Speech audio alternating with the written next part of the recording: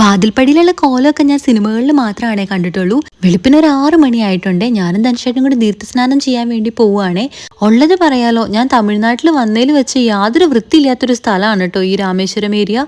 നിറയെ പന്നികളും നിറയെ വേസ്റ്റും, പിന്നെ അവരുടെ വേസ്റ്റും അവരതിനകത്തു നിന്നൊക്കെ വന്ന് കഴിക്കുന്നു. പട്ടികള്, കുതിരകള്, അതുപോലെ ഇവിടുത്തെ പശുക്കള് ഒക്കെ ഈ റോഡിൽ തന്നെയാണേ.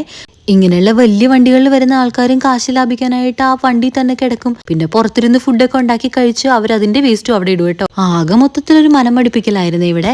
രാമേശ്വരത്ത് വന്നു കഴിഞ്ഞാൽ ഇവിടെ 23 തീർത്ഥക്കുളങ്ങളിലും സ്നാനം ചെയ്യണം എന്നാട്ടോ പറയുന്നേ.